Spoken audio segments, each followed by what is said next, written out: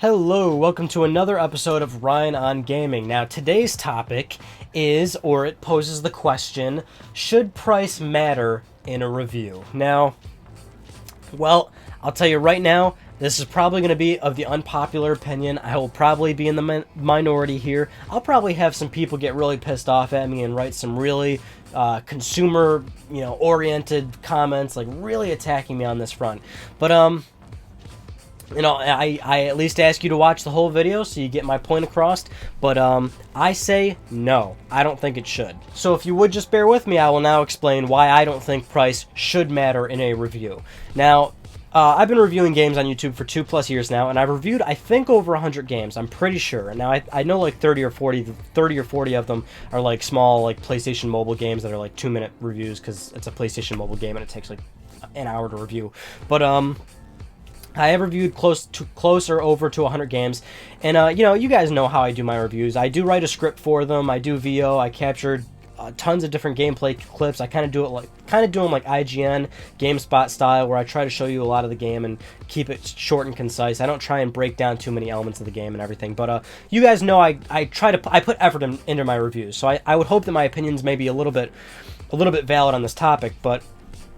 Every description for every review I have has a long scoreboard that I use from 1 to 10, and again, it's kind of IGN style. I'll do like a 6.7 or what have you, and 6.7 would mean it's close to a 7 but not quite there or whatnot.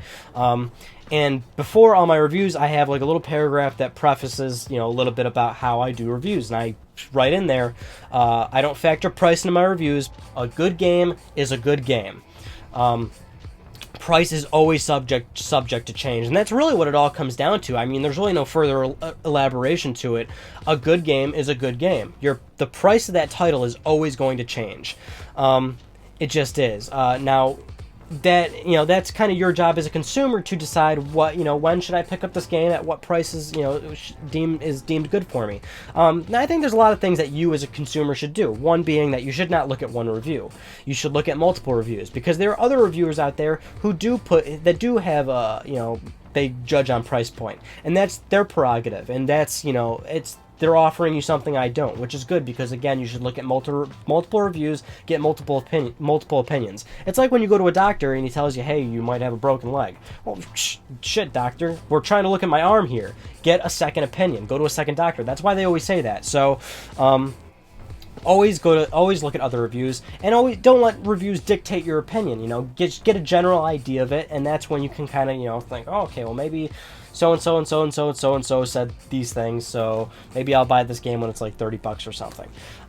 Because that's what's going to happen. Eventually, the game's going to be $30, unless it's one of those super rare scenarios where, and it's kind of rare nowadays that games do this, but that it's like a limited release, not many copies get published or get printed, and then it becomes rare and it actually goes up in price. I mean, yeah, sometimes that happens, but I think for the most part, it's safe to say that a lot of games just do tend to go down in price after how many or so months on the market.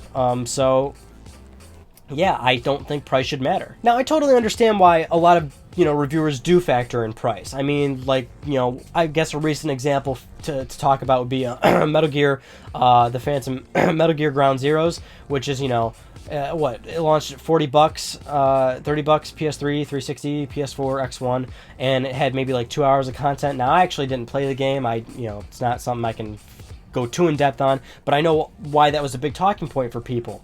And I get that. But if I were to review that game, I would not have considered price into the review, because me reviewing it, I would know at some point this game is possibly going to be available for $5 in the next 3 years or something. I know it's far out to think, but I just don't think that should be a talking point. Is the game good? Is it good?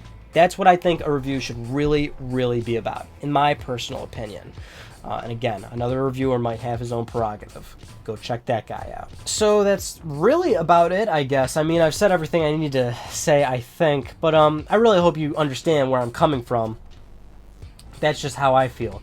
Because, again, I think reviews, maybe not nowadays, because games can always get patched and stuff, but reviews can always be timeless, in a sense, I mean, you can see a game in a store and it's like $7. Go on your phone, use your data, look at a review, and maybe judge right then and there. Maybe I should pick up this game or whatnot.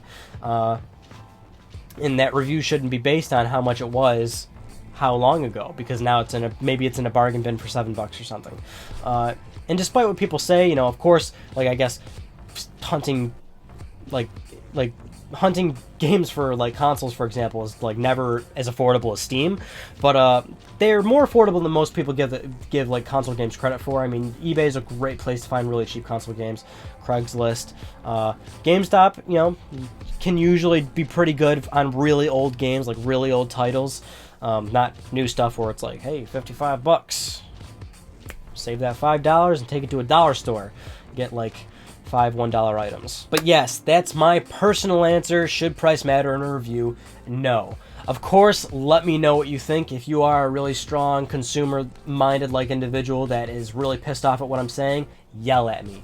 Do it. I want it to. I live off that stuff. I breathe it. I live and breathe it, and it's like oxygen to me. Really, it's wonderful. It's like stepping outside and you just get that good fresh air, and you're just like.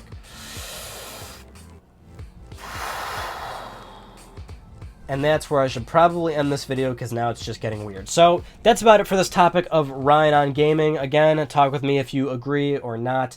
Thank you all so much for watching, and hopefully talking with me in the comments below, and I'll see you all in my next video. Take care.